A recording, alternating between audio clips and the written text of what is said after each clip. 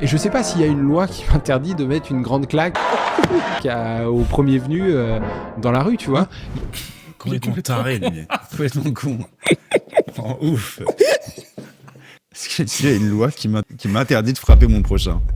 Sincèrement, là, je pose ça comme ça, tu sais. Et c'est lui qui vous explique l'économie toute la journée. Hein. Posez-vous des questions. Je sais pas si vous vous rendez compte de la folie du mec. Et en fait, quand tu penses comme ça et que tu essayes de convaincre l'autre, à la fin, s'il n'est pas d'accord, c'est des blagues. Et surtout, le chômage, c'est l'État qui l'a créé. Hein. Est-ce qu'on a fixé les dans un prix du marché travail? il n'y a pas de chômage. Hein. C'est une invention de l'État, encore. Hein. Alors, si ton projet, t'as un projet, t'as des concurrents et que le premier truc qui te vient à l'esprit, c'est d'essayer de les faire chier, tu vas jamais réussir à faire quoi que ce soit. Et on les fait vraiment devenir des monstres à la fin, parce que quand tu restes dans un état végétatif, en mode où tu sers à rien, on va juste te biberonner avec un petit peu d'aide, le mec à la fin il pète un plomb. Tout le monde pèterait un plomb. Mais c'est logique. Parce que là il appelle à l'abolition de la propriété privée. Hein. Il le dit avec des mots, des tournures de phrases, il fait beaucoup de violon.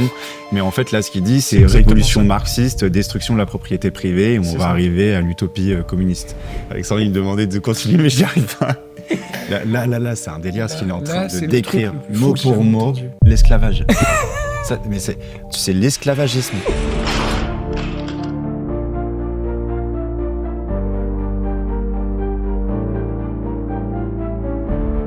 Aujourd'hui, on va revenir sur l'itinéraire d'un trader devenu marxiste.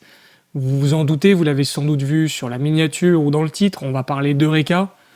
C'est presque un intime de la chaîne, vu le nombre de vidéos qu'on a fait sur lui. Mais aujourd'hui, c'est spécial. Parce qu'aujourd'hui, Eureka ne vulgarise pas, Eureka n'expose pas des idées loin de lui ou sur un autre média, comme on a pu le voir chez Blast. Aujourd'hui, Eureka parle à cœur ouvert. Il se dévoile. Voilà, il partage ce qu'il pense. Parce que vous êtes nombreux à nous avoir dit sur ces formats réactions qu'on interprétait, qu'on attaquait un homme de paille, qu'on lui prêtait des intentions. Eh bien, messieurs, dames, les intentions, les voici. Si vous écoutez nos vidéos, c'est sûrement parce que tout comme moi, vous avez eu un doute dans les affirmations des économistes et autres politiques qu'on retrouve sur les plateaux télé. Bitcoin vous semble être une proposition intéressante, mais vous avez du mal à avoir une vision complète de la chose, à vous projeter dans le futur et voir comment notre société pourrait être totalement métamorphosée avec une monnaie saine. Eh bien sachez qu'aujourd'hui, des cerveaux brillants se sont posés les mêmes questions et y répondent dans des livres qui sont aujourd'hui traduits par la maison d'édition Consensus Network, qui est le sponsor de cette vidéo. Vous retrouverez sur leur boutique, par exemple, l'auteur qui m'a fait avoir mon obsession avec Bitcoin, Saif Dinamous, qui a réalisé la trilogie L'étalon Bitcoin, L'étalon Fiat et Principes économiques, vendue à plusieurs millions d'exemplaires. Vous retrouverez aussi des auteurs français édités exclusivement par Consensus Network, comme 2 livres qui viennent tout juste de sortir, L'élégance de Bitcoin de Ludovic Lars et L'énergie de la face cachée de la monnaie de Pierre Noisa, pionnier sur Bitcoin. Si vous souhaitez vous offrir ces livres ou en offrir à votre famille, à votre oncle, à votre enfant, à votre sœur, à votre frère ou au président Macron pour qu'il puisse enfin s'orange peel et partager votre obsession et je sais de quoi je parle, nous avons un code promo pour vous qui vous permettra de bénéficier de 10% de réduction. Le lien est dans la description, allez-y. Et juste avant de commencer, si vous pouvez mettre un petit like si la vidéo vous plaît, si ce concept vous plaît, et vous abonner à cette chaîne YouTube, c'est hyper important, c'est le meilleur moyen de nous rémunérer. Et faites un tour sur notre site howtobitcoin.fr, il y a des contenus beaucoup plus sérieux que celui-ci, sur l'économie, Bitcoin, parce qu'on est aussi un média Bitcoin, même si on va pas du tout en parler dans cette vidéo, et tous les sujets qui tournent autour de la liberté. Donc allez y faire un tour, howtobitcoin.fr, tout est gratuit en plus, donc bon, ça tombe bien. Mais je crois qu'on va quand même parler de Bitcoin. Hein. on va peut-être retomber sur nos pattes. Ouais. Il y a toujours moyen de le rajouter. En tout cas, si vous êtes prêts, nous on l'est, et on va attaquer directement avec le début de la vidéo. Petite précision pour ceux qui ne sont pas habitués à ce format, on va couper l'interview, parce qu'elle dure 2 heures, donc on va pas faire une réaction à 2 heures, sinon ça va en durer 6, voire 12. On va vraiment prendre des petits passages qui me semblent essentiels, et qui justement reflètent ses opinions, et ce qu'il pense en général de l'économie, et ce qui nous fait dire qu'il est plutôt marxiste. Mais c'est pas du cherry picking. Non, c'est pas du cherry picking. Tu me promets. Non, en vrai, après j'invite tous ceux qui regardent la vidéo et disent « Ah non, mais je pense qu'ils pensent pas ça », regardez la vidéo entière, hein, ça fait le même effet. Donc là, moi je vous ai choisi les meilleurs moments qui selon moi sont les plus révélateurs, mais libre à vous de vous faire un avis et de nous dire en commentaire si on se trompe d'ailleurs. On veut augmenter les dépenses pour augmenter les revenus, pour augmenter les dépenses pour augmenter les revenus, etc. C'est l'idée de la croissance. Il faut plus de monnaie dans l'économie. C'est un peu comme si tu imagines un circuit qui tourne avec de l'eau dedans. bah à un moment donné, si tu veux que tes circuits ils augmentent, ils grossissent en taille dans tous les sens, bah soit faut que l'eau tourne beaucoup plus vite, soit il faut mettre plus d'eau. Et en général, donc tu peux avoir des innovations technologiques qui font que l'eau peut tourner plus vite, mais en général quand même c'est plutôt le levier de la quantité d'eau dans le machin qu'on augmente. Donc faut injecter de la monnaie dans le système, création monétaire, et réutiliser l'épargne existante. Ça commence déjà par une énorme merde. Alors moi, ce que j'aime vraiment pas avec cette vidéo, c'est le fait qu'il s'adresse à Bazinga, qui est un YouTuber fitness qui a rien à voir, qui est loin d'être con, mais dont c'est pas du tout le métier. Donc c'est-à-dire que c'est comme lui qui l'a invité. Il l'a invité, mais c'est pas du tout le métier, l'économie. Oui. Je parle les interviews. Bon, en plus il le fait bien, franchement. Moi, je l'ai vraiment trouvé bien, et ça m'a donné envie d'en voir d'autres de lui. Cependant, c'est pas un économiste, il passe pas ses journées à tryhard le sujet comme des fois on peut le faire. Ce qui fait que, en fait, en face, il peut lui dire n'importe quoi. Il va acquiescer parce que c'est une figure d'autorité, parce qu'il parle bien, parce que il a de la renommée. Et là, il lui dit de la merde. C'est ça le problème. C'est que là, son histoire de... Alors, il y a 2 points. Il faut augmenter la vélocité de la monnaie si on veut créer de la richesse. Ça, oui, je suis d'accord. Quand il y a des innovations technologiques qui permettent à la monnaie de circuler plus vite, du style, on invente, je sais pas, un truc comme Bitcoin, tiens, qui permet de faire des échanges plus rapidement via des surcouches que le système bancaire, pour moins cher, les transactions, les paiements vont se faire beaucoup plus vite, donc il y aura une meilleure efficience et moins de friction. Ça, je suis d'accord, il n'y a rien à dire. Par contre, son histoire de robinet où il faut augmenter l'eau pour créer de la richesse, il n'a toujours pas compris que l'économie, de 1, c'était pas un truc statique où si on n'injecte pas des trucs dedans, ça ne grossit plus. Et deuxième chose, il n'a pas compris que, en fait, en faisant ça, tu voles les épargnants, du coup. Ouais, et puis moi, c'est vraiment la base directe du raisonnement qui répète là, tout le temps, dans toutes ces vidéos. On a fait une vidéo genre juste précédemment, là, où on voyait, il décidait... c'était sur l'argent magique. Il faisait son petit schéma sur les flux. Et là, il commence tout de suite en disant il faut augmenter les dépenses pour augmenter les revenus, il faut augmenter les dépenses, et c'est comme ça. Et comme si il fallait vraiment que ça... en nombre d'unités, d'un coup, ça augmente, ou même qu'il y ait davantage de transactions, ce genre de choses. Les flux. Et au final, non. Ce qui compte vraiment, c'est la qualité en fait des dépenses. C'est est-ce que tu as dépensé dans la bonne chose ? Est-ce que quand tu as mis 1, à la fin, t'en as ressorti davantage, ou en tout cas pas forcément de manière pécuniaire, bien que pour l'entrepreneur, c'est mieux si lui, il est capable de s'enrichir, parce que ça veut dire que son produit fonctionne. Bon, s'il n'a pas fait de la merde et qu'il n'est pas en coercition avec l'État. Mais sinon, oui, ce qu'il faut, c'est que sur son processus entrepreneurial, à la fin, il soit capable de produire mieux avec moins pour réussir à extraire de la valeur. Et généralement, la déflation, c'est signe de bonne santé. C'est ça. Et en fait, lui, selon son raisonnement, s'il y a déflation, donc baisse des prix, donc que tout coûte moins cher, il y a un problème. Et en fait, ça, c'est sur le logiciel keynésien qui est complètement buggé. C'est-à-dire qu'en fait, il est incapable de percevoir l'économie d'une autre façon parce que pour lui, le marché est inefficient, il faut combler les inefficiences de marché via la coercition de l'État et l'injection monétaire parce que les États ont ce pouvoir divin de s'endetter illimité pour corriger le marché. Bon, est-ce que vous avez l'impression que ça marche depuis 50, 70 ans ? Personnellement, non. Lui, il a l'air de dire que ça marche parce qu'il le met en avant. Enfin, en fait, c'est là où j'aimerais que vous concentriez votre attention, c'est que c'est lui qui le dit là. C'est-à-dire qu'il n'explique pas l'économie. C'est vraiment une interview de lui qui explique comment l'économie fonctionne selon lui. Donc, comme par hasard, c'est exactement ce qu'il répète en permanence dans toutes ses vidéos. C'est ça, c'est qu'il y a un moment, il n'y a pas que des coïncidences. Enfin, faut arrêter de nous dire... ou alors bientôt, il y en a qui vont nous dire, comme Blast, que depuis 40 ans, on enseigne que du Hayek et des libertariens. Bon, faut se calmer, on en est encore loin. Donc ouais, ça commence par un gros poncif et ça va pas aller en s'améliorant. Et juste pour continuer aussi, rien que son système, là, augmenter les dépenses, augmenter les revenus, on voit comment ça s'inscrit dans le consumérisme, dans une logique d'augmenter en permanence ta consommation, de détruire en fait juste des ressources pour faire augmenter ce PIB qui semble magique, alors que l'objectif au début c'est pas ça, c'est améliorer la condition de vie humaine, améliorer ton quotidien. Et en fait, les gens ils en ont rien à foutre d'augmenter leurs revenus pour augmenter leurs dépenses. Ce qu'ils veulent, c'est vivre mieux demain. C'est ça. C'est tout. Et on remarque qu'on ne vit pas spécialement mieux en faisant ça. C'est la preuve par l'exemple. Qui plus est, il y avait un point moi sur lequel je voulais quand même aussi revenir. Si juste on fait une petite simulation de ça, si je dépense 500 € en soins infirmiers, 1000 € en garagiste, inversement, toi tu vas dépenser 500 € en infirmière ou en infirmier, moi 1500 € chez moi en tant que boulanger, et voilà, et on continue. En fait, ça veut dire on va augmenter les dépenses de l'un, on va augmenter les revenus de l'autre, à la fin c'est un jeu à somme nulle en fait. C'est-à-dire qu'on va tous augmenter. Donc en fait, moi, ce que je vais te facturer, ça te coûtera plus cher, mais toi, ce que tu vas me facturer, ça me coûtera plus cher. Donc en fait, les parts de ce que je vais dépenser vont augmenter, mais mes revenus aussi. Et en fait, à la fin, ok, tout monte. Ça s'appelle déjà l'inflation. Mais il n'y a pas plus de voitures. Il n'y a pas plus de voitures, il n'y a pas plus de biens, pas plus de prospérité. Je crois pas qu'on soit plus heureux, parce qu'en plus, on a l'impression que tout augmente. Donc même, je trouve qu'intuitivement, c'est pas terrible. Enfin bref.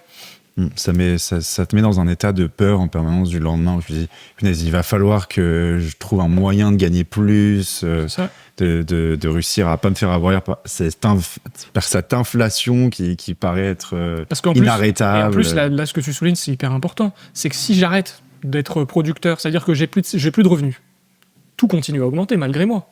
Et là, je me retrouve dans la merde. Alors que si tous les prix baissaient via la déflation, je pourrais beaucoup mieux m'en sortir parce que l'argent, l'épargne que j'ai, la monnaie que j'ai stockée, conserve sa valeur, voire prendre de la valeur dans le temps, mais au moins conserve la valeur dans le temps. Et donc, ça me permettrait de beaucoup mieux prévoir le futur et juste de vivre mieux.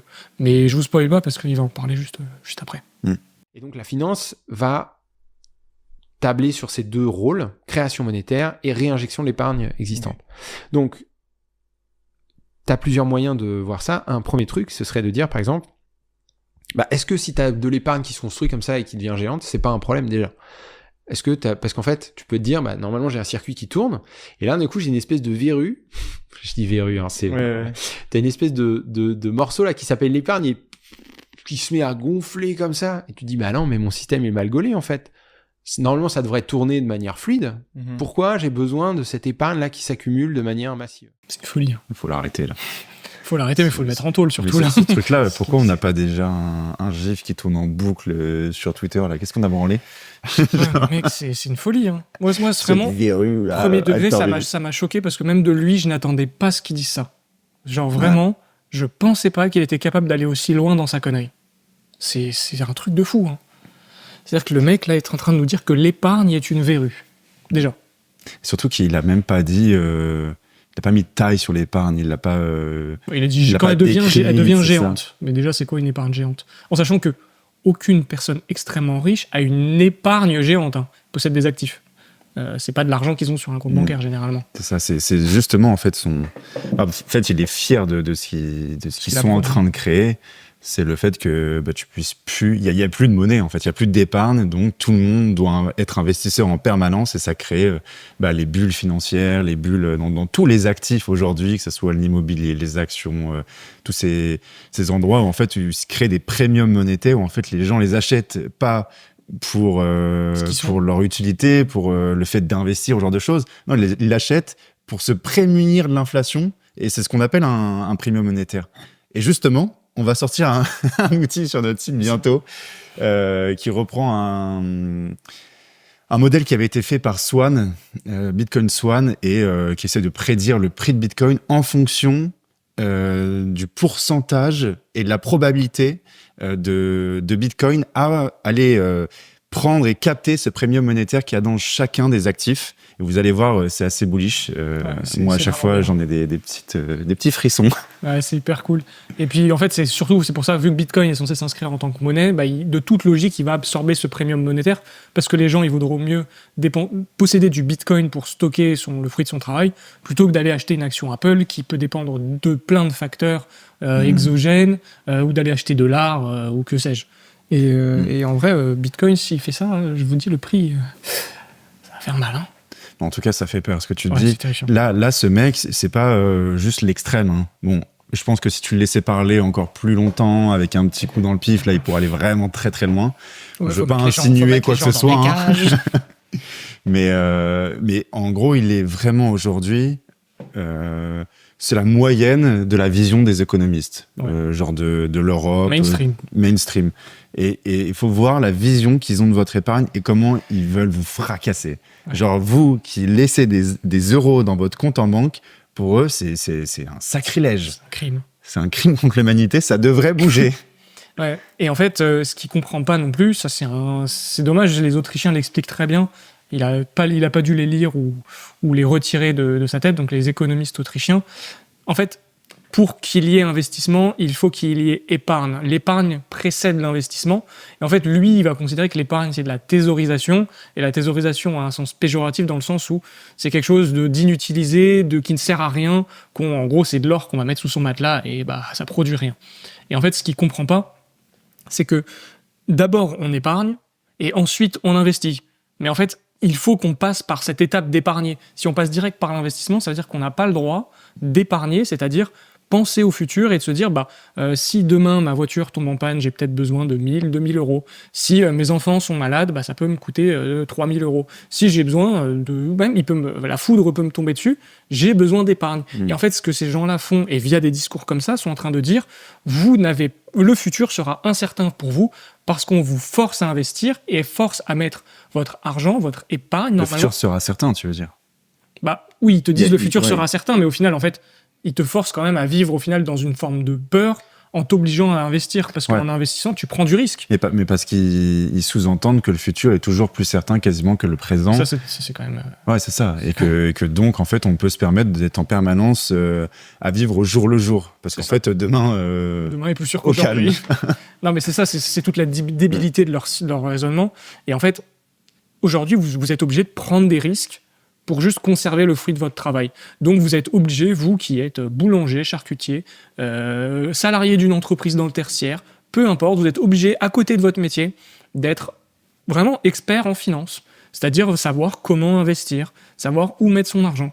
Moi j'aime bien personnellement, c'est un truc qui me fait délirer, j'adore. Mais je comprends que 99% des gens n'aiment pas. Et on ne devrait pas forcer les gens à faire ça. Les gens qui veulent investir et prendre du risque devraient pouvoir le faire. Et ceux qui veulent juste épargner et être OK avec ça et de se dire je vais pas faire 10% par an sur mon épargne, je vais juste conserver le fruit de mon travail, et ils devraient avoir le droit de faire ça. On leur retire. Et surtout, si tu as en plus que tu as parlé de tous les aspects, on va dire, négatifs, tu veux te prémunir contre un risque futur, mais aussi beaucoup l'épargne, c'est te préparer à une potentielle opportunité. Tu te dis, voilà, je garde ce capital, et peut-être qu'à un moment, je vais avoir une idée, je vais avoir un problème que je vais devoir résoudre, et plus mon épargne sera grande, plus j'aurai une capacité à entreprendre un projet qui sera imposant. Et c'est toute l'étude, en fait, de la structure du capital. Parce que le capital, c'est vraiment le moment où tu passes de l'épargne à sa cristallisation, au moment où d'un coup, tu le mets à risque et tu décides de rentrer dans un processus entrepreneurial. En fait, tu prends vraiment ce risque, tu investis ton épargne, tu le convertis en capital, ça peut être du matériel, des usines, un bâtiment, n'importe quoi. Le donner à un entrepreneur. Même le donner, oui. Voilà, le prêter. Et c'est à ça que sert une banque, c'est que dans ces cas-là, elle te met en lien avec la personne qui a envie de prendre ce risque, mais qui n'a pas d'épargne. Et donc, toi, tu te dis, tiens, je vais faire un petit rendement sur lui, et puis ça va l'aider, moi je suis gagnant, tout le monde est gagnant. Exactement. Et en fait, c'est vrai que ça induit une vision extrêmement court-termiste. C'est-à-dire qu'en fait, dès qu'on a de l'argent, il faut qu'elle soit investie. Et non, c'est pas comme ça que ça marche. Donc toi tu dis j'ai besoin d'épargne parce qu'en fait à un moment donné j'aurais besoin d'acheter une maison, de trucs pour investir. Ouais, mais pourquoi on a besoin de ça? En fait, on pourrait très bien vivre dans une société où t'as jamais besoin de te soucier d'avoir des thunes sur ton compte parce que t'as ton travail et donc t'as une rémunération, ta rémunération elle est suffisante pour faire tout ce que t'as besoin de faire. Et si une fois de temps en temps t'as besoin d'un extra, ça peut être ta boîte qui te l'accorde, par exemple. C'est beau. J'arrive pas. Alexandre, il me demandait de continuer, mais j'y arrive pas. Là, c'est un délire ce qu'il est en train de décrire, mot pour mot, l'esclavage. Mais c'est l'esclavagisme. Mais c'est un truc de fou quand même.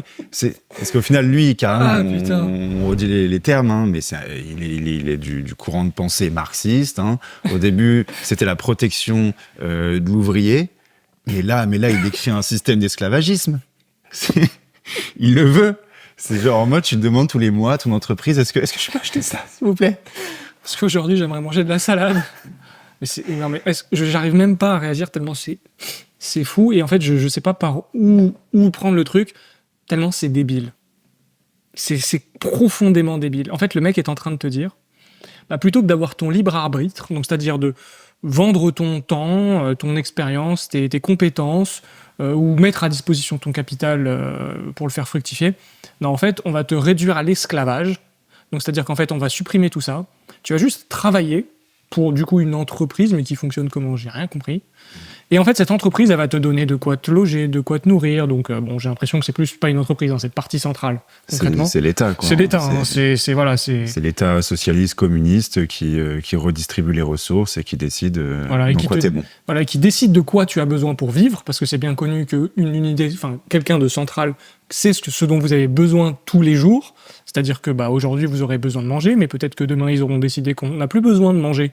Et ça s'appelle la famine. Et la famine, ça s'est produit sous des régimes communistes, plutôt socialistes, mais plutôt autoritaires de ce type, on va dire. Je vous invite à vous renseigner sur le RSS et la Chine de Mao. Parce que là il appelle à l'abolition de la propriété privée. Hein. Il le dit avec des mots, des tournures de phrases, il fait beaucoup de violon. Mais en fait, là, ce qu'il dit, c'est révolution marxiste, destruction de la propriété privée, et on va arriver à l'utopie communiste. Et l'autre l'écoute en mode j'espère dans sa tête il est en train de péter un plomb. En vrai, l'autre je lui en veux pas du tout, parce qu'on va le voir après, il pose les bonnes questions à un moment, il se rend compte que le mec en face est vraiment en train de l'enfumer. Hein. Parce que vous allez voir, justement, c'est ça qui est marrant, c'est qu'il se fait quasiment ridiculiser par Bazinga à un moment, mais par des questions de mecs. Tu sais, genre le mec qui se dit mais ce que tu me dis là, c'est quand même chelou, moi je me rends pas compte, je me rends compte que c'est pas ça la réalité. Donc vous allez voir, c'est assez délirant. Mais là, qu'est-ce que... il est pour l'abolition de la propriété privée, alors que c'est le seul moyen, et je vous invite, on a fait une vidéo courte là-dessus, la propriété, c'est le moyen le plus efficace qu'on a trouvé pour coopérer pacifiquement, en fait, entre les êtres humains. C'est-à-dire qu'en fait, au lieu de dire, ce téléphone, il est à tout le monde, ou il est à personne, et du coup, tout le monde va se battre pour l'avoir parce que c'est le mien, non, c'est le mien, on se dit, ça, c'est le mien parce que je l'ai acheté, donc c'est ma propriété privée, et donc on est capable de dire que ce bien-là, et non concurrent entre les gens, et donc on peut coopérer pacifiquement en définissant quoi est à qui, et lorsque c'est ma propriété privée, moi j'ai envie d'en prendre soin. Parce que si c'est à personne, je peux vous dire que ça finit délabré. CF, les parcs, quand c'est entretenu par le public, certaines routes, il y a plein d'endroits, en fait, quand c'est à personne, on n'a pas envie d'entretenir. La tragédie des communs. Exactement. De venir d'une épargne, ou c'est pas obligé de venir de... Alors, je dis pas que c'est facile, mais tu vois, on peut envisager une autre façon de faire le système. Il se trouve qu'en ce moment, il y a ce gros truc d'épargne là qui grossit, et donc nous, on a choisi de se dire, on prend l'épargne et on la réinjecte. Déjà, juste un truc, il y a cette épargne qui grossit, c'est faux. Faut arrêter de faire comme si il y avait des épargnes qui gonflaient là et qui étaient en train de créer des distorsions. L'épargne, on n'a pas ce qu'on vous disait juste avant. On n'a pas le droit d'épargner. On a le droit, mais on tue les gens qui épargnent. Donc, faut qu'il arrête de faire comme si c'était un problème de société. Non, c'est faux. Et c'est la finance qui gère ça. En fait, on pourrait essayer de dire, non, mais en fait, c'est un problème que l'épargne grossisse comme ça. Il ne faudrait pas qu'elle grossisse comme ça. On a un problème d'inégalité, on a un problème de répartition des revenus. Parce qu'il a dit là, en gros, son problème, c'est que on épargne, on laisse notre argent dans les comptes, et puis ensuite, c'est les banques qui managent notre argent et qui l'assignent. C'est ce qu'il appelle la finance.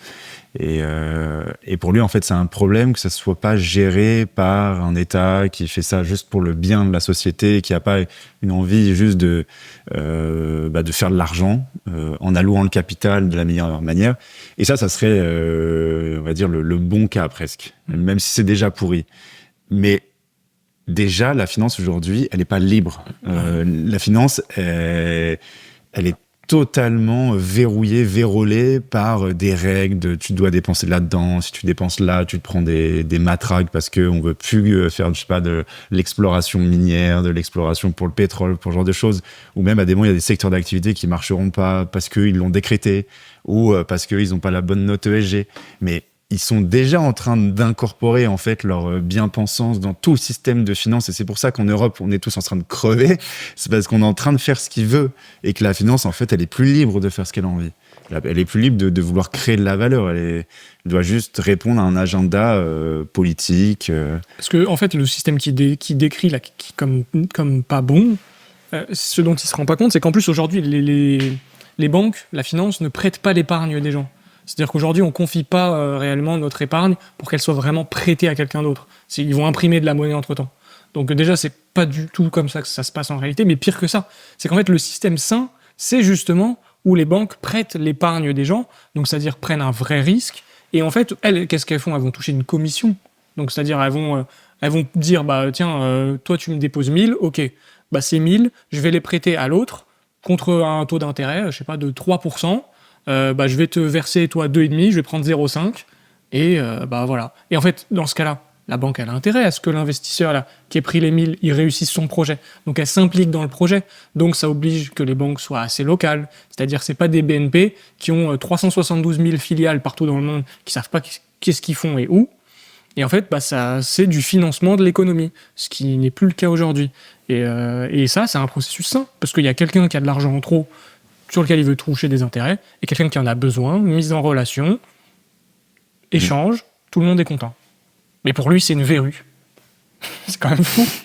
D'où ça vient ce truc-là ? C'est une norme, c'est un truc qui a évolué avec la société, on trouve ça normal. D'où ça vient ce truc-là ? C'est une norme, c'est un truc qui a évolué avec la société, on trouve ça normal, mais tu pourrais tout remettre en question. Donc cette histoire de concurrence, moi j'ai l'impression que c'est construit. On vit dans une société où c'est bien vu de se tirer un peu dans les pattes et d'être en concurrence les uns avec les autres, même si pas dans tous les contextes. On le voit avec le dilemme du prisonnier. Tu vois, si c'est ton pote et tout, t'es pas supposé le lâcher. Si c'est quelqu'un que tu connais pas, c'est peut-être normal d'être en concurrence, tu vois.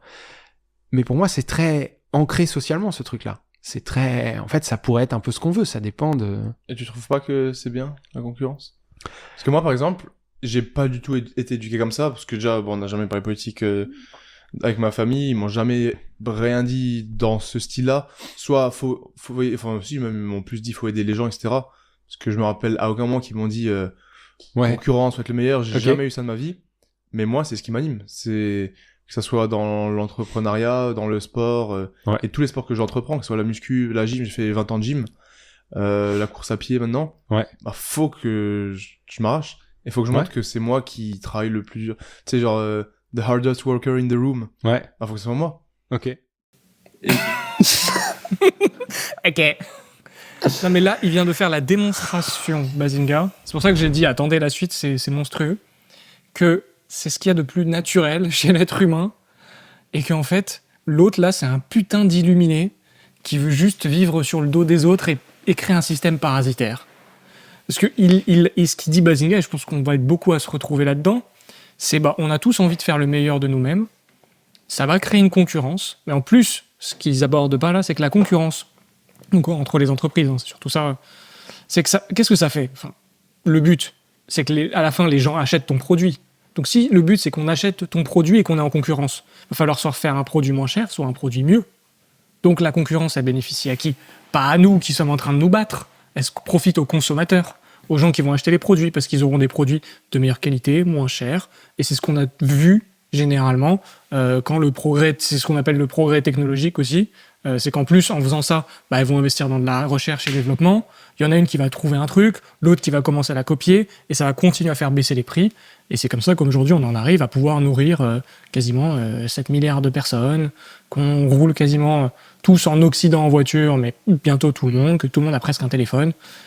Mais non, lui, il veut qu'on fasse encore du feu et qu'on mange notre caca. C'est fou.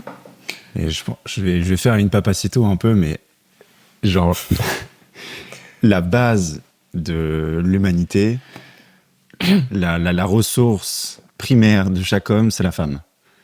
Non, mais si... Je pensais que ça allait parler du temps, mais non. Si on vit, c'est au début, genre, pour se reproduire, pour... continuer l'espèce humaine parce qu'au final on est programmé pour ça. Au début c'est comme ça que ça marche. Tu regardes tout le règne animal, tout le vivant, c'est ça, c'est trouver le partenaire, se reproduire et trouver le partenaire qui est le meilleur.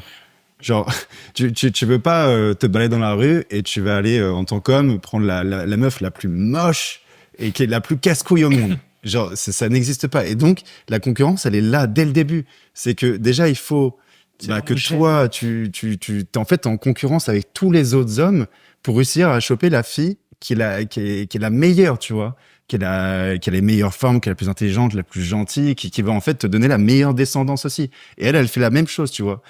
Et en fait, c'est la base de toutes les relations humaines. Et à partir de là, bah, chaque homme, il se dit, il faut que j'arrive à devenir le meilleur. Il faut que j'arrive à devenir le plus fort, que j'arrive à créer la meilleure entreprise, à faire le maximum de revenus pour ensuite avoir la meilleure femme, la meilleure descendance, et ainsi de suite. Et lui, il se dit non. Non, tout ça, Venez, on devient tous c'est des des merdes. conneries. On peut tous vivre la main dans la main. En fait, les femmes, bah, elles appartiennent à tout le monde. C'est un peu presque notre propriété. Et ils en parlent hein, dans le marxisme et tout. Hein. Ah ouais? Genre, bah, il se pose la question à la fin parce qu'au final, tout est partagé. En plus, à cette époque-là, quand lui écrivait son bouquin, la femme, elle avait pas encore autant de droits qu'aujourd'hui. Et il se posait vraiment la question, en fait, est-ce que Qu'est-ce qu'on fait la de ces femme, trucs-là, là ça devient un commun, tu vois. Ok. Mais le problème, c'est qu'il y a la tragédie des communs. Donc, la femme, en fait, ça devient une sorte de poubelle. Et donc, il se disait, merde, il y a un problème là, tu vois. Et il disait, non, mais on réglera ça, il y aura pas de souci là-dessus. Oui. Mais je sais pas si vous vous rendez compte de la folie du mec. Et en fait, quand tu penses comme ça et que tu essayes de convaincre l'autre, à la fin, s'il est pas d'accord, c'est goulag. C'est vraiment ça. en C'est plus. ça. Ouais. Parce que sinon, ça marche pas. Ouais. Et attendez, on va regarder comment il réagit parce que là, on a eu le OK. Mais sa réaction, elle est C'est vraiment moi. pas mal. C'est normal parce que ça pousse les gens à tirer le meilleur d'eux-mêmes. En fait, alors ça, je comprends, je le conçois tout à fait. Hein. Mais du coup, une perspective que tu pourrais avoir aussi, c'est de dire, bah, ok, fine, je veux être le meilleur dans la room, mais pourquoi est-ce que j'arrive pas de tirer les autres vers moi, sans qu'ils deviennent pas forcément meilleurs que moi, mais au moins. Mais je les tire en montrant le chemin. Alors, c'est une façon. Je le vois à travers mes réseaux, par exemple. Ouais. En plus, bah, ce week-end, j'ai le salon du fitness, et il y a plein de gens qui sont venus me rencontrer, et plein de gens, grâce à toi, je me suis remis à la course à pied, vu que j'étais chez Digecourt. Ouais, je vois, tu te lèves à 5h30 tous les matins, ça m'a permis d'essayer de faire pareil, depuis je suis plus productif. Et je leur dis même pas, et je les aide indirectement en montrant le chemin. Ouais, mais tu vois, tu fais tes vidéos. Ça t'aide à être meilleur, les vidéos que tu fais. Ah, c'est dur comme question. Tu vois, mais c'est quelque part, en fait. Ça n'a aucun J'ai sens. rien compris. En fait, je pense que là, sa question, elle a tellement aucun sens que Bazinga, il était en train de se dire. Mais de quoi il me parle, là? Attends, mais tu fais des vidéos. Je comprends même pas ce qu'il veut. Là, oui. Mais là, ça se voit que là, il est en 404 dans sa Ah oui, ok, je l'ai capté, je crois. C'est qu'en gros, lui, il disait, je fais quelque chose pour moi, et au final, ça aide les autres. Et là, il lui dit, non, en fait, tes vidéos, tu les fais pas pour toi, tu les fais pour les autres. Ok. Mais en fait, ce qu'il a pas compris, c'est qu'au début, bah, il le fait d'abord pour lui, parce que c'est sa source de revenus, et ensuite, ça sert les autres. Mais non, T'es en train de dire que l'intérêt capitalistique... il lui a retourné le truc encore, il dit, ouais, mais en fait, tu l'as fait pour les autres. T'es un socialiste. T'es un socialiste. Hein. Alors qu'en vrai, lui, c'est un pur capitaliste, mais un capitaliste comme tout le monde, en fait. C'est-à-dire, il s'est dit, tiens, je vais faire des vidéos, je pourrais en tirer un avantage personnel. Et le pire dans tout ça, c'est qu'en plus, je pense que ces vidéos le rendent pas tant riche que ça par rapport au nombre de personnes qu'il va aider. C'est qu'en plus, vraiment, la création de contenu, le ratio, ce que tu gagnes, et on parle en connaissance de cause, ce que tu gagnes par rapport au nombre de gens que tu aides, c'est vraiment du bénévolat. Donc, il a vraiment démontré que, par intérêt personnel, quand il a créé ses vidéos, il a aidé des gens. Parce qu'il était motivé peut-être par le profit, ou la gloire, ou la célébrité, ou peu importe, on s'en fout. Et ça s'appelle, c'est Ayn Rand un peu qui l'a vraiment marqué, c'est l'égoïsme, c'est la vertu d'égoïsme. C'est le fait que, en cherchant ton intérêt personnel, bah, tu fais le bien autour de toi. Voilà, c'est tout. Et c'est La après, démonstration. c'est Jordan Peterson qui le reprend en permanence. C'est genre, il dit clean up your room. C'est genre la première chose que tu dois faire si tu veux te construire, devenir quelqu'un de bien. Tu commences par ranger ta chambre. Et si tu arrives à déjà avoir ce petit endroit où tu gères les choses, et ben ensuite tu pourras devenir quelqu'un de confiance pour les autres. Tu pourras construire des relations qui vont aider les autres et ainsi de suite. Tu construis. Mais si t'es une merde dès le début, tu dépends de tout le monde. Mais en fait, tout le monde dépend de tout le monde et à la fin, bah, tout le monde crève la dalle et t'attends que l'autre aille chercher de l'eau au puits, et en fait, tout le monde est comme ça. Il va le faire. C'est ça. C'est que dans son système, au début, bah oui, il y a encore des gens forts, donc ça peut tourner un petit peu. Bah, c'est la France, hein, depuis 50 ans. C'est-à-dire qu'on a encore des richesses, on a encore des entreprises qui marchent bien. Puis à force de les essorer, et de tirer tout le monde vers le bas, à la fin, il n'y a plus personne. Et c'est juste une compétition entre des gens mauvais. Et je dis honnêtement, encore en France, il nous en reste encore, donc on peut creuser. Mais vraiment, c'est cette analogie de, bah en fait, on va finir par arriver dans le néant. C'est là qu'on voit que leur système, parce que voilà, ils veulent le socialo-communisme là, On dit toujours socialo-communiste parce que le communisme, à la fin, en fait, c'est une utopie qui arrive pas, mais il y a le socialisme avant. Mais il ne marche que s'il y a eu des ressources avant. Ah oui, oui. C'est pour ça que ça fait partie de leur cycle de l'histoire, leur petite religion marxiste, que tu dois d'abord passer par le capitalisme pour arriver au socialisme. Parce qu'ils savent que le socialisme n'est pas capable de produire de la richesse. Donc, il faut que ce soit la vraie verrue socialiste qui arrive et qui commence à te manger au fur et à mesure, qui prenne tes ressources et qui, normalement, à un moment donné, va mourir d'elle-même, passer par un semi-État qui va abandonner le pouvoir et qui va le redonner au peuple. Et il y aura plus de propriété privée, on vivra tous comme des... Comment ça s'appelait les petits trucs là qui dansent tout le temps là? Les mignons? Non, avec le soleil qui parle tous les matins. Là. Ah, les Télétubbies. Les Télétubbies. C'est les Télétubbies. Ou les Schtroumpfs. Ou les Schtroumpfs, c'est comme tu veux. Ça les aide eux parce qu'ils ont un exemple. Bah voilà. Mais en fait, c'est aussi que t'expliques bien ce que tu fais, tu détailles ta routine, etc. Oui. Ah, tu veux dire que... Et au final, ça, c'est de l'aide que tu leur apportes. Ça t'aide pas à devenir forcément meilleur. C'est pas nécessairement pour toi que tu le fais. Tu le fais aussi pour eux. Et pour les inspirer. Et quelque part, est-ce que le fait que t'as réussi à les inspirer et quand t'as tes retours, ça t'aide pas à devenir meilleur derrière, ça te motive encore plus à continuer? Ouais, parce que j'ai une responsabilité. Donc en fait, tu vois, c'est pas que au contraire, tu leur tires pas dans les pattes, tu les fais monter avec toi. Oui, je vois ce que tu veux dire. Et depuis quand qui a décrété que la concurrence est tirée dans les pattes des gens, déjà? Si ton projet, t'as un projet, t'as des concurrents, et que le premier truc qui te vient à l'esprit, c'est d'essayer de les faire chier, tu vas jamais réussir à faire quoi que ce soit. Parce qu'il faut d'abord que tu fasses quelque chose, en fait, pour être en concurrence. Et après, oui, tu peux te faire des guerres et tout. Mais déjà, je comprends pas ce raisonnement débile. Ça se voit qu'il a vraiment une vision de merde. Hein. Non, mais c'est horrible de penser comme ça. Ouais. S'il se dit, dès que je vais créer quelque chose, ça veut dire que j'ai exploité. C'est vraiment le logiciel. Je prends à quelqu'un. C'est ça, j'ai pris à quelqu'un, j'ai exploité quelqu'un, j'ai fait du mal. Donc, c'est pour ça, il essaie de voir, en fait, s'il regarde le mec, il dit, t'as réussi à créer de la richesse, c'est forcément, en fait, t'as dû aider, t'as pas volé quelqu'un. Attends la suite. La situation dans laquelle on se trouve aujourd'hui fait qu'on a l'impression qu'on peut s'en sortir tout seul parce que, bah ouais, t'es le meilleur en sport et après t'as la thune pour tout le reste. Mais l'argent, c'est un contrat social, quoi. Tu peux l'utiliser parce que les gens sont d'accord pour dire qu'effectivement tu le mérites et que tu peux t'en servir. Quelque part, avec ton argent, t'achètes du temps de travail des autres gens, quoi, qui font tous les trucs que toi tu peux pas faire. Ouais, bah oui. Et ça s'appelle la spécialisation. C'est juste, en fait, lui, il voudrait que il n'y ait plus d'argent et qu'on fasse tout. C'est-à-dire que que je cultive à la fois les carottes que je mange, que j'élève le bœuf que je vais faire, que je développe les programmes informatiques dont j'ai besoin, que je fabrique la caméra avec laquelle je suis en train de filmer. Vous vous rendez bien compte que dans ce cas-là, je peux faire qu'un truc, hein, parce que sinon, il y a 24 heures dans une journée et on n'avance pas. Donc on a inventé la spécialisation. Chacun fait ce pourquoi il est bon, l'échange contre de la monnaie, parce que en fait, c'est le meilleur moyen d'échanger de la valeur de façon liquide. Parce que, pour le coup, c'est plus ou moins un contrat social. On s'accorde tous sur une monnaie, il faut qu'elle soit dure à produire, etc. On ne refait pas tout le pitch. Mais en fait, là, il est en train de nier l'intérêt de la spécialisation. Par exemple, Bazinga fait des vidéos de muscu pour inspirer les gens, gagne de l'argent avec ça, et grâce à ça, il va pouvoir manger et vivre. Et si on arrête ça, en fait, on retourne à l'âge de pierre. C'est fou. Mais ouais, il se dit toujours c'est du vol. Si tu as réussi à créer de la richesse, à avoir de l'argent, c'est du vol. Donc si tu l'échanges après avec quelqu'un d'autre, c'est tout le système que tu corromps et que tu rends complice du crime que tu as fait en fait en étant capitaliste. T'as volé le temps de l'agriculteur qui a cultivé tes carottes. Donc on devrait tous se mettre d'accord en fait sur le fait que est-ce que tu as le droit ensuite de dépenser cet argent sur telle ou telle chose. C'est marxiste. Et donc, oui, tu peux te dire, en fait, je fais tout par moi-même, mais au final, non. Ton argent, c'est la représentation du travail des autres, de tout ce que les autres t'apportent. Donc, j'ai l'impression que c'est que dans une certaine mesure, ça.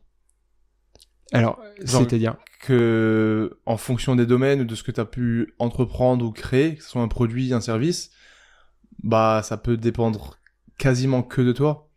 Il y a des choses que tu as pu les construire que grâce à un collectif, une équipe ou un groupe, mais il y a des choses, tu as pu les créer quasiment tout. Ouais.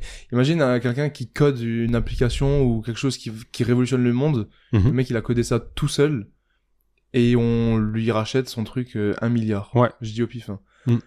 Il l'a fait tout seul. Il mérite ce truc qui va changer le monde et qui va peut-être résoudre la faim dans le monde et les problèmes environnementaux. Alors tu peux poser plusieurs questions. La première question, c'est le mec qui sait coder probablement parce que on lui a appris à coder. Alors tu vas dire ok, il a appris sur internet et tout, mais ok, mais donc il y a quelqu'un qui a mis du contenu sur internet pour que les gens puissent apprendre à coder. Donc en fait, il le fait pas tout seul. C'est forcément construit socialement. Ça vit.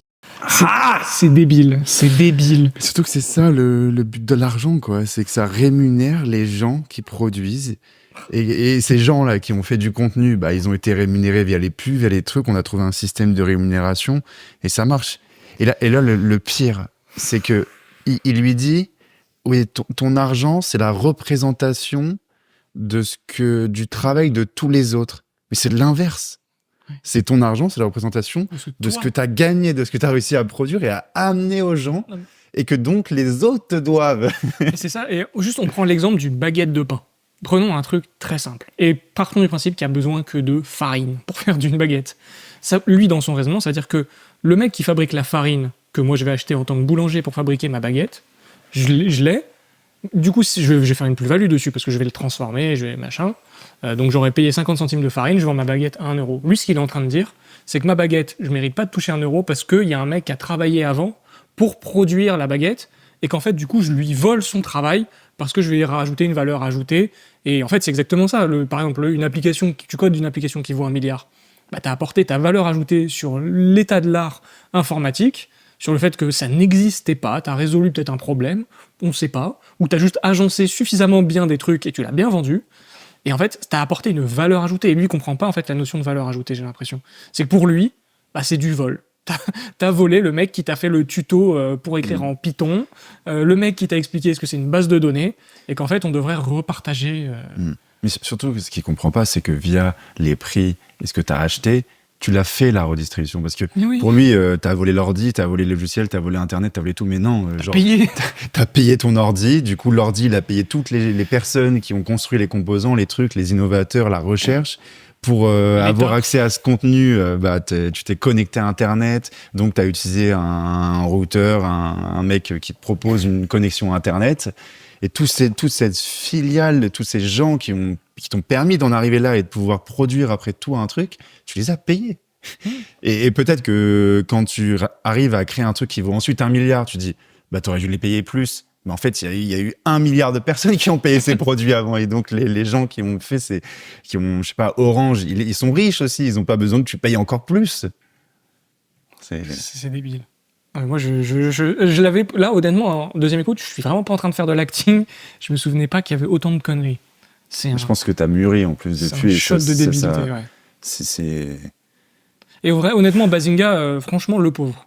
Le pauvre, parce que t'invites un mec en pensant que tu vas parler économie, le mec te dit ça, tu fais la gueule quand même. Surtout quand t'es un mec normal, en fait. C'est un mec comme tout le monde, je pense entrepreneur, enfin, comme tout le monde n'est pas entrepreneur, mais genre qui est libéral, parce qu'au final, la vraie philosophie naturelle de l'homme, c'est le libéralisme.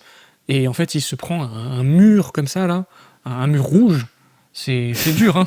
Un mur rouge. De la société, d'accord, ça lui est pas apparu comme ça dans sa tête, le code, il l'a bien appris.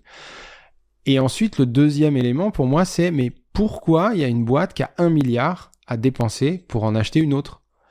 Et ça, c'est totalement arbitraire. C'est-à-dire que, encore une fois, on revient sur les échelles de salaire, de valeur, de machin. Pourquoi une infirmière s'est payée... Alors, je veux pas le laisser continuer. Qu'est-ce qu'il y a d'arbitraire à partir du moment où c'est consenti?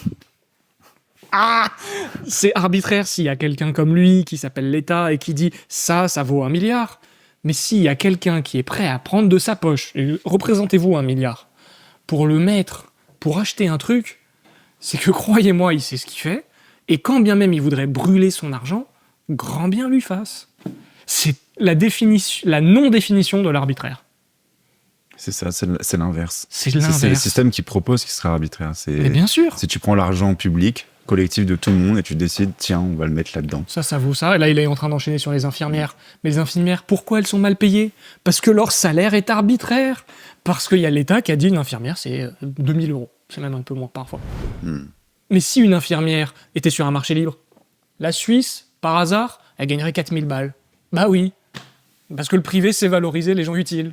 Pas l'État. Et pas les arbitres. Grand fou.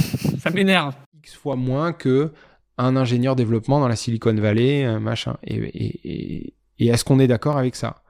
Parce que On te demande pas ton accord. Bah oui, on est d'accord. Ah, mais surtout, on te demande pas ton accord. C'est ça la beauté du truc. C'est ça. C'est qu'on n'a aussi. pas besoin de tous signer sur est-ce que tu vas gagner tant? Oui, non. Non, c'est le système des prix, c'est le marché. C'est ça qui fait qu'on est tous d'accord de façon implicite. Et puis juste naturellement, si tu refais l'expérience de pensée, infirmière, genre quasiment tout le monde, s'il passe du temps à le faire, à la fin peut y arriver. Déjà, être ingénieur informatique, réussir à créer une application qui va marcher, il y a beaucoup de conditions requises. Hein. Déjà, il faut être un sacré geek, il faut pas avoir envie d'avoir de relations externes, tu ne sors pas en soirée, tu fais rien quasiment. Ouais. Genre, c'est Pour en un arriver à une groupe appli qui vaut, d'autistes. pour en arriver à une appli qui vaut 1 milliard, hein, pas pour C'est faire ça. un logiciel sur lequel tu as 2 curseurs qui font ça. C'est un nombre de sacrifices inimaginables. Et puis, même s'il n'y a pas de sacrifices, c'est aussi un cerveau qui est ultra spécifique. Je suis désolé, mais voilà, il y a beaucoup plus de personnes qui sont capables d'être infirmières, de faire ce travail. Il y en a quand même, c'est pas non plus n'importe qui est capable de le faire. C'est pour ça qu'elles ont quand même une valeur et Il faut de tout. l'empathie, C'est ça, il y a genre, plein de qualités. surtout si tu veux être une bonne infirmière. Ou un bon infirmier. Ou un bon infirmier. Non, et puis surtout, là, en fait, on met pas d'aléa moral. On dit pas qui est le plus utile ou quoi. C'est en fait, c'est le marché qui price ces trucs-là. Et croyez-moi, c'est ce que je disais juste avant, une infirmière sur un marché libre comme la Suisse gagne, bah honnêtement, pas loin d'un ingénieur en informatique, sur certains points. Et en fait, le marché fait ça. Et en fait, bah, qu'est-ce qui va différencier? Voilà, c'est ce qu'il a dit, l'accessibilité, la valeur ajoutée, etc. C'est tout. Ça marche bien, la preuve. qui mérite son milliard parce qu'il y a une société qui a 1 milliard, mais cette société, elle a 1 milliard parce qu'une infirmière s'est payé tant et qu'un ingénieur codeur s'est payé tant. Et donc, en fait, en disant que tu mérites ce milliard, tu dis, c'est normal qu'une infirmière soit payée tant et qu'un, tu vois. Et c'est là où le politique remet, de nouveau, tout le truc est politique. Est-ce que tu es vraiment d'accord avec ces écarts de salaire qui font que c'est possible pour l'entreprise de racheter 1 milliard le code du gars? Et si tu dis que oui, enfin, tu peux dire que oui, évidemment, hein, mais dans ce cas, il faut bien comprendre que c'est pas un choix neutre, c'est vraiment un choix politique. Je m'y connais pas assez, mais j'ai l'impression que J'ai l'impression que t'es en train de m'enculer, là. T'es en train de me la mettre à l'envers, gros bâtard. Là, t'es en train d'essayer de me baiser. C'est vraiment ça qu'il... Moi, je vous fais la traduction, c'est ça qu'il est en train de dire. par rapport au salaire, et bon, on va pas parler d'inégalité, mais on va plus les différences de salaire. Ouais. Pour moi aussi, je sais pas si c'est vrai, mais c'est l'offre et la demande. Et ce que j'avais entendu il y a pas longtemps, c'était par exemple, on dit, c'est un truc, pourquoi dans l'entreprise, l'entrepreneur, le CEO, le mec de l'entreprise, pourquoi c'est lui qui gagne autant, Ouais. alors que si les ouvriers ils viennent pas, bah l'entreprise elle tourne pas. Ouais. Mais sauf que si c'est de la main d'œuvre relativement simple, vu que c'est le marché de l'offre et la demande, il peut ne pas venir demain, t'en prendras un nouveau, il y en aura. Ouais. Alors que toi, à ce stade de CEO, d'entrepreneur ou de codeur ou autre, de ce niveau, il y en aura beaucoup moins, voire pas, d'aussi compétents. Il a fait toute l'explication qu'on a faite. Il l'a fait Bravo. presque mieux. Bravo. Parce qu'en plus... Faut qu'on arrête. Nous, on l'a fait sur un air un peu violent et tout. Lui, il l'a expliqué calmement. Et il est en train de lui expliquer comment fonctionne la vie. Et en plus, il l'a résumé. C'est vrai qu'on n'a pas mentionné l'offre et la demande, mais c'est aussi un point hyper important. Et il vient de le résumer. Bravo. Je sais même pas si on a besoin de rajouter quelque chose. Je pense que lui, là, il est en train de faire un AVC. Il devient un peu rouge, là. Ouais. Mais... Ah ouais, il a tout résumé. Bravo. Alors, c'est le coup de l'offre et la demande. Bah Donc, oui. Oui, cette vieille théorie, oui. Tu sors cette carte, c'est maintenant. Ah, c'est Le un petit combat. joker, là. ça, c'est pareil, c'est très... En fin de compte, quand tu essayes d'aller regarder des études d'économistes, sociologues, qui se demandent pourquoi les PDG gagnent autant que ce qu'ils gagnent, L'argument Le d'autorité. fameux le coup de l'étude. La science dit... Et là, Non, mais il y a un consensus scientifique, attendez. Hein. Non, mais là, ce qui est fou, hein, c'est que t'as d'un côté un mec qui exprime du bon sens. Et vraiment, tout le monde fait l'expérience au quotidien, tout le temps. Et en face, t'as un mec qui dit, oui, mais la science dit que... Et je vais t'expliquer avec un argument d'autorité. C'est du scientisme. Lisez Hayek pour ça. Tu sors une étude de nulle part et tu dis, bah voilà. Et encore, attends, on va savoir s'il cite vraiment quelque chose. Attends, je me souviens même plus. Mais tu te sens pas un peu... Moi, je me sens... Pourtant, vous savez, tout le mépris qu'on a pour ce personnage, je me sens un peu mal à l'aise, en vrai. Genre là, tu sais, de le voir comme ça, je sais pas. Sans défense. Non, mais tu sais... Moi, j'ai de la tristesse pour En ça. vrai, moi, je suis en mode... c'est ça ta vie, genre c'est nul. Genre c'est nul. Bon, en vrai, de penser comme ça, tu peux que avoir une vie qui est horrible. Ah, c'est Genre, tout est horrible, en fait. Dès que tu crées quelque chose, dès que tu t'enrichis, dès que tu réussis mieux qu'un autre, en fait, t'es obligé de te flageller. Et je vous invite à voir sur ces KissKissBankBank, Patreon et tout, combien il gagne par mois. Ça vous donnera une petite idée de son mal-être, du coup, parce qu'il n'est pas le dernier servi.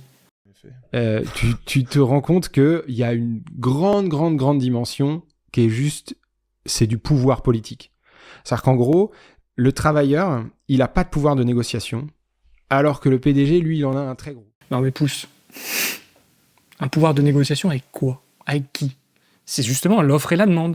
C'est pour ça qu'il y en a un qui a plus de pouvoir. Parce que là, si on parle de pouvoir politique avec l'État, nous, on rejette ça. Aucun individu dans le privé doit être en mesure de négocier quoi que ce soit avec le privé. Le public, pardon, l'État. Donc on exclut ça. Mais au sein d'une entreprise, c'est normal, vu qu'il y en a un dont la compétence est extrêmement rare, qui a pris les risques, qui a mis en gage son capital, qui n'a pas dormi pendant plusieurs années, c'est normal qu'il ait beaucoup plus de pouvoir sur les autres, parce qu'en fait les autres sont remplaçables. C'est sa propriété, surtout. Et c'est sa propriété, c'est sa boîte, merde. C'est lui qui l'a acquis, c'est lui qui a mis sa propriété en jeu, qui a transformé son épargne en capital et qui le met à la disposition de travailleurs pour en même temps leur verser un salaire. C'est comme si on vous disait demain, vous allez travailler jour et nuit pendant 5 ans, et à la fin, ce que vous allez faire, au bout de 6 mois, on va le redistribuer à tout le monde et vous ne pourrez pas en jouir. Bah, vous n'allez pas travailler nuit et jour pendant 5 ans. Hein. Vous allez faire comme tout le monde, pas grand-chose, pendant 5 ans. Tout simplement. Mais par rapport à cette histoire de pouvoir de négociation... Je sais pas où il veut en venir exactement. Bah, il se dit, comme lui, il est remplaçable, l'ouvrier, qui a peu de compétences techniques, il peut bouger d'un endroit à l'autre, et au final, qu'est-ce que tu et encore c'est la vie en fait, genre je veux dire, plus, il nie aussi la spécialisation qui fait que en fait à terme, plus la spécialisation avance, plus ce qu'il ne voulait pas, ce qu'il décrivait comme nocif avant, plus justement les ouvriers ont un fort pouvoir de négociation. C'est qu'un ouvrier qui est capable de faire, je sais pas, par exemple de l'horlogerie, ça reste quelqu'un d'ouvrier parce qu'il travaille avec ses mains, mais il y a des gens qui ont des compétences uniques et en fait, offre, demande. Et en fait, eux, ils ont un gros pouvoir de négociation. Par exemple, une manufacture de montres, si ce mec, il se barre, là, ils sont dans la merde. Donc, son pouvoir augmente parce qu'il s'est spécialisé, parce qu'il est monté en compétences. Mais dans son monde à lui, le mec continue à faire des montres qui font ça sur ça. On n'a rien miniaturisé et on est encore à l'âge de pierre. Et son pouvoir de négociation, c'est pas seulement de dire si je me barre, vous en trouvez pas un autre. C'est de dire, pour baisser mon salaire, vous devez convaincre lui et lui. Et il se trouve que ces deux-là, c'est déjà mes potes, donc c'est mort. Ou alors, si vous voulez baisser mon salaire, il faut activer telle clause, mais moi j'ai fait introduire telle clause, et ça, vous arriverez jamais à les décocher. Enfin, tu vois, c'est lié à un pouvoir politique. C'est-à-dire que... Tu parlais du chef d'entreprise, là. Ouais. En fait, le chef d'entreprise... J'ai allé où son étude scientifique, là, et sa sociologie? Parce que là, il est juste en train de prendre un cas ultra particulier qui n'existe pas. Ce truc des clauses, là? Non, mais en gros, oui, il est en train de prendre un cas où un mec aurait fait des trucs super chelous. Non, et en plus, c'est consenti. Il décrit le système actuel de syndicalistes et de loi protection du travailleur et tout. En fait, t'as plus le droit en France de virer qui que ce soit, et on a des entreprises qui marchent plus et des gens qui se confortent là-dedans, en même temps qui vivent une vie de merde souvent. Quand t'es juste au fur et à mesure, juste un parasite de l'endroit dans lequel tu travailles, je pense pas que tu vis bien. Non. A un pouvoir, ou alors il va dire, ok, vous voulez baisser mon salaire, dans ce cas, moi je m'en fous, j'ai déjà plein de thunes, donc je peux vivre tout le reste de ma vie sans boulot. C'est pas possible avec son système, parce qu'il veut pas que t'aies d'épargne. Et puis même... Il vient de démonter son argument, en plus. Oui, en plus, vraiment, c'est le serpent qui vient de se manger mordre avec eux, là. C'est comment ça s'appelle, le 2 poids 2 mesures. En fait, dans un cas, c'est bien quand c'est le petit ouvrier, la victime du système. Lui, il a le droit d'avoir une épargne, mais l'autre, non, il faut lui casser. Ouais, et puis même, juste un truc. Quel entrepreneur se dit, pour ne pas augmenter les salaires, je vais me priver de tous mes revenus futurs. Je préfère ne plus rien gagner, fermer mon entreprise et tout perdre, plutôt que, par exemple, d'augmenter mes salariés. Mais dans quel monde ça se passe, ça? Surtout qu'il y a de la concurrence, il n'y a pas qu'une entreprise, il n'y a pas des monopoles dans ce partout. monde, il n'y a pas de concurrence. C'est ça, il n'y a que des monopoles. Voilà, parce que lui, il ne comprend pas que la concurrence, là, dans son cas, ce qu'elle fait, c'est que ces ouvriers ils disent ok, on se barre, et donc le mec va être obligé de les augmenter, sinon il ne produit plus. Donc il gagne plus d'argent. C'est de base, hein, quand même. Et si vous me virez, je vais faire un bad buzz dans la presse ou dans la... Mais c'est lui qui sur choisit son votre boîte. salaire.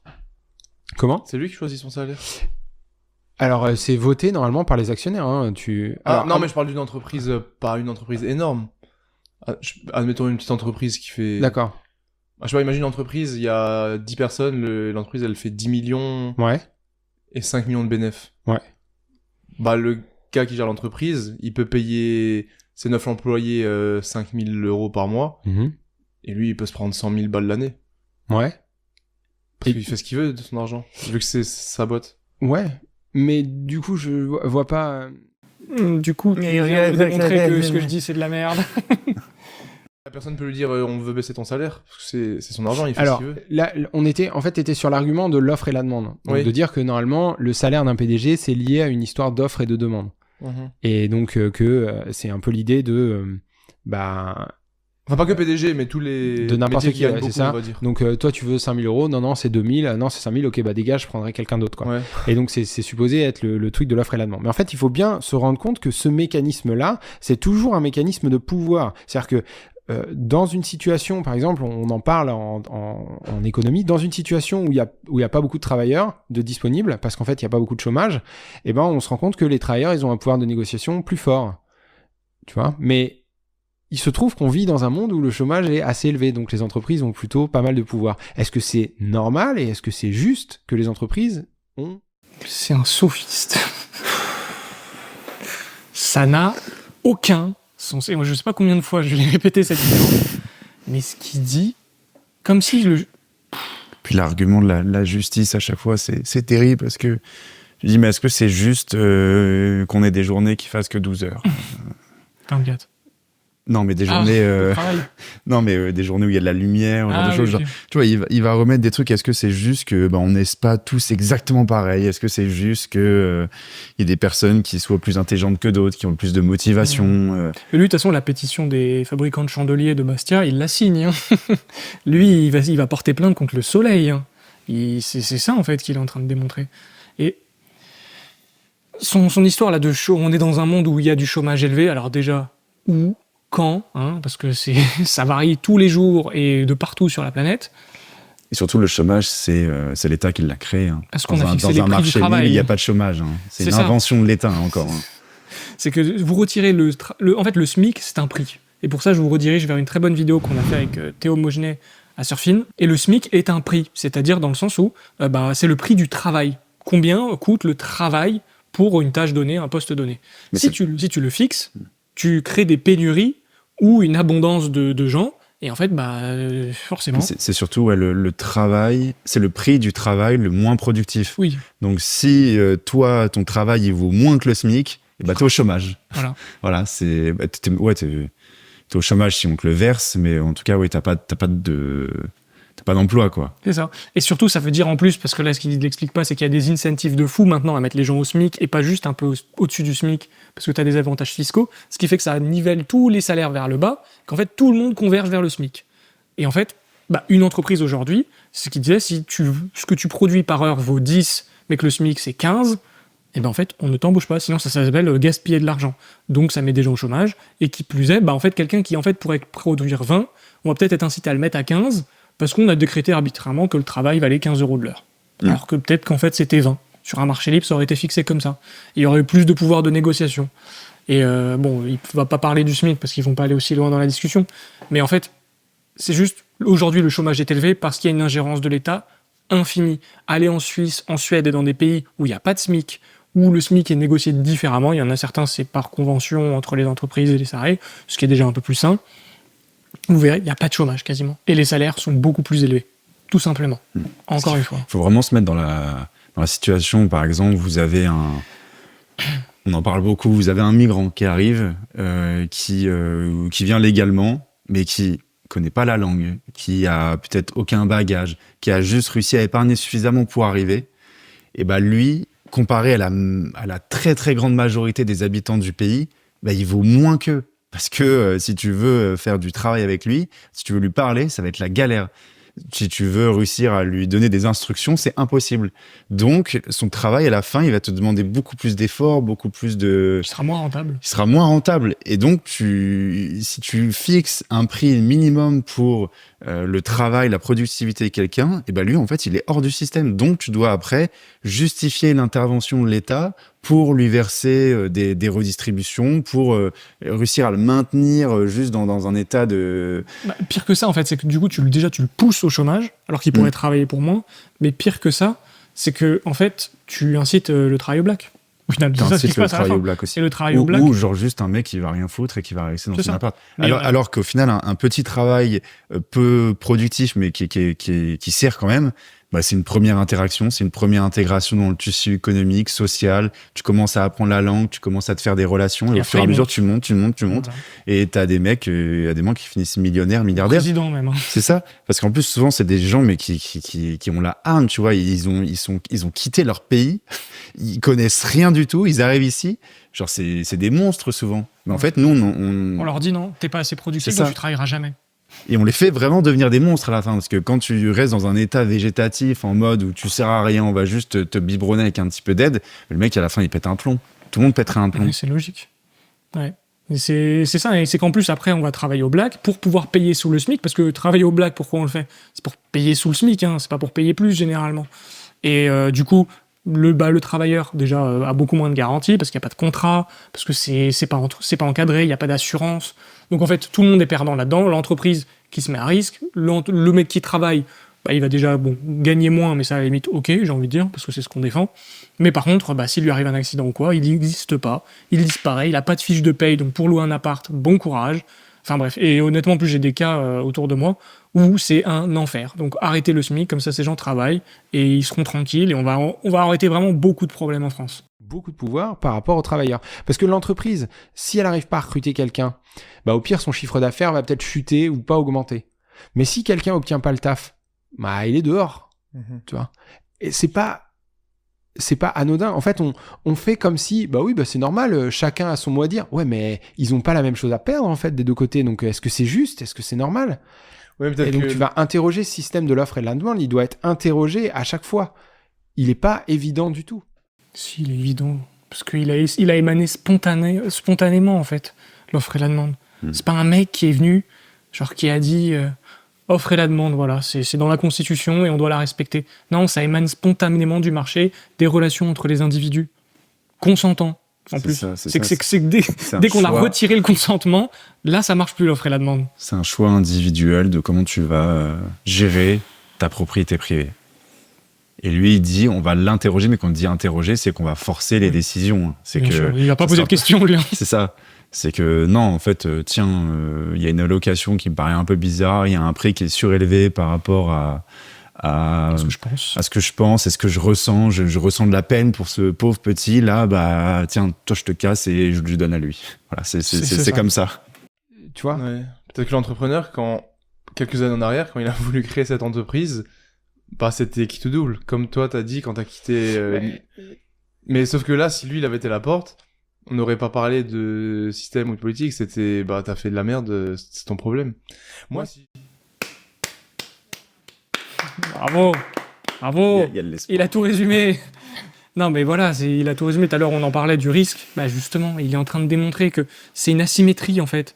T'as pris beaucoup de risques, donc t'auras beaucoup de rémunération, comme t'as beaucoup de chances de finir à la rue. Et, ce qu'il a dit, là, on va pas questionner l'entrepreneur qui est à la rue parce que il a pas réussi à vendre la chaussure super révolutionnaire qu'il a inventée. Alors que par contre, l'ouvrier, la veuve et l'orphelin, ça fait toujours beaucoup plus consensus auprès des gens démagogiques comme lui. Mais non, c'est pas comme ça, c'est pas ça la réalité. Surtout que c'est vraiment quelque chose, je pense, si vous êtes normalement constitué, ou peut-être que je projette juste ce qu'on ressent tous les deux, mais genre tout le monde sait ou a déjà ressenti ça, mais t'es en entreprise, tu sens la sécurité, t'es employé, t'es salarié, et t'as envie de te lancer dans un truc, t'as envie de faire quelque chose. Mais ce qui te retient, c'est la peur du risque. Et en fait, tout le monde le ressent, ce truc. Et en fait, lui est en train de te dire, en fait, ce risque, il vaut rien. C'est à nous de le rémunérer, de dire c'est quoi le juste prix pour ce que tu vas faire. Et puis, on devrait peut-être te mettre une étiquette et t'éviter de prendre ce risque, juste te dire, en fait, t'es bon à quoi. C'est C'est un monde imaginaire il est contre le pourri et t'as envie de vomir. Moi, si demain ça marche pas et que je suis à la rue, c'est parce que c'est moi qui ai merdé. Parce qu'il y a personne qui me paye, j'ai pas de patron ni rien. Ouais. Donc je suis propre, je suis le maître de mes actions.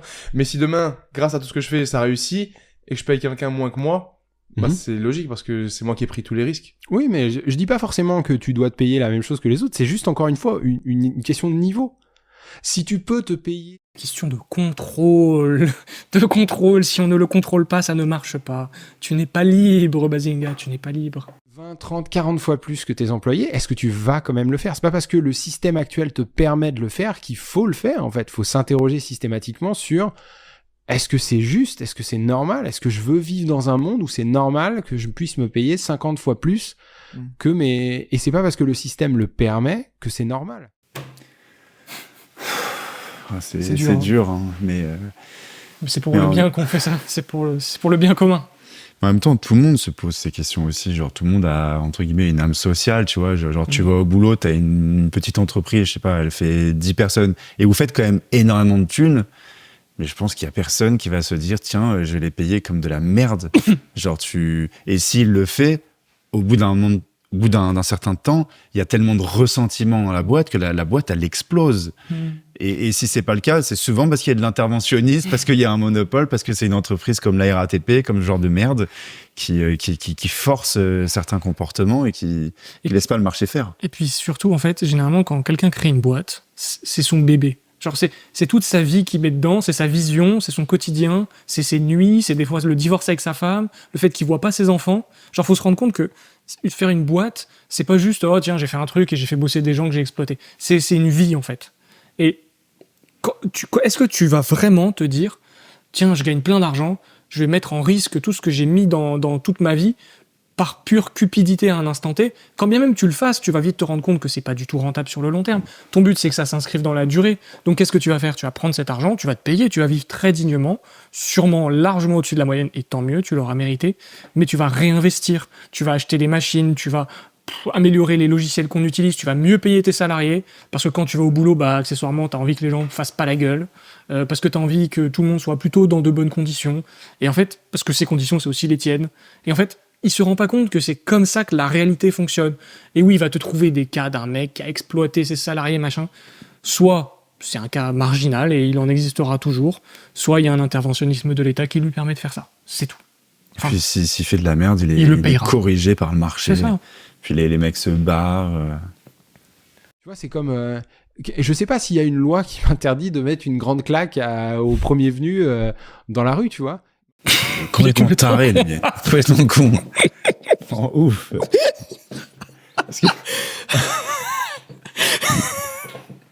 Mais attends, il va réagir, l'autre, j'espère. Mais attends, mais... Est-ce qu'il y a une loi qui m'interdit de frapper mon prochain? Sincèrement, là, je pose ça comme ça, tu sais. C'est un malade. Il est complètement con. Et c'est lui qui vous explique l'économie toute la journée. Hein. Posez-vous des questions. Ouais, non, mais il n'y a pas besoin de réagir, vous connaissez la réponse. Il y en a du coup ça. Ou alors on va dire, oui, mais il faudra aller le prouver, je sais pas quoi, s'il n'y a pas de caméra, je peux toujours... Mais est-ce que je vais le faire? C'est des questions qui sont des questions profondément morales, éthiques, qui, à mon avis, il faut se poser, même dans ces cas en économie, de rémunération, etc. Surtout quand t'es le patron, en fait. Attends, mais J'arrive pas, là, ça connecte plus. Il a fait quoi comme gymnastique, là? Attends. Parce qu'il fait quand même des processus de magie encore assez... C'est un magicien. En gros, pour lui... En fait, si c'est pas vu et qu'il n'y a pas un système de morale qui est en place, on peut... la personne va se laisser marcher dessus autant de temps que la personne qui qui commet le crime va le laisser le permettre. Genre, c'est horrible ce que je viens de dire. Non, mais oui, mais je comprends pas. En fait, pour lui, du coup, il est en train de dire, plutôt que d'écrire des lois, enfin, même une loi, ça ne sert à rien parce que si c'est pas filmé, prouvé, en fait, il a fait une espèce de shortcut, enfin, de raccourci Mario Kart vers la conclusion de l'affaire, alors qu'en fait, dans la majorité des cas, de 1, tu vas pas gifler quelqu'un, et il n'y a pas forcément besoin de loi pour ça, parce que c'est la morale qui te le dicte, et si tu veux le faire, tu as une morale pourrie. Ça, c'est la première chose. La deuxième, c'est qu'il y aura un témoin, tu auras une marque, Tu vas avoir... en fait, il y a plein de choses qui feront que tu seras en mesure de le prouver. Le seul truc, c'est que vu qu'on n'est plus dans un état de droit, où la justice est appliquée, où il y a de moins en moins de sécurité, oui, il y a forte chance qu'aujourd'hui en France, ce soit pas puni.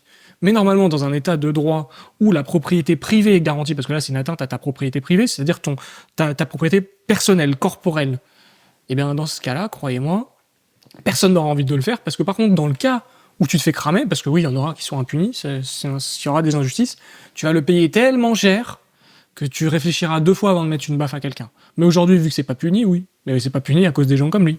Parce qu'aujourd'hui, on est dans un pays socialiste.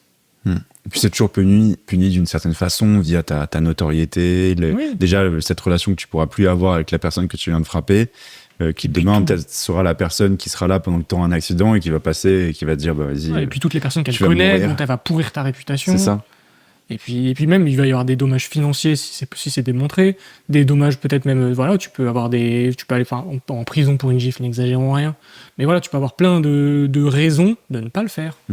Mais moi, ce que j'ai l'impression, ce qu'il voulait vraiment dire, c'est que les gens n'ont pas d'amour propre et n'ont pas de considération d'eux-mêmes. Et donc, il faut qu'il y ait une intervention de quelqu'un qui puisse être là pour gérer ces relations, en fait. Pour te sauver, en fait, personnellement, de moments où tu vas te retrouver dans une situation où tu seras en danger ou en train de t'asservir. Et donc, il faut quelqu'un qui interagisse et qui soit là en permanence pour gérer tes relations. Parce que c'est ça, on dirait, qui dit... Oui, de toute façon, toute opportunité de justifier l'interventionnisme est bonne à prendre. Et là, pareil, hein, il est en train de justifier qu'il faut qu'il y ait un protecteur. C'est fini. Bon, en vrai, je suis presque déçu. Comment conclure ?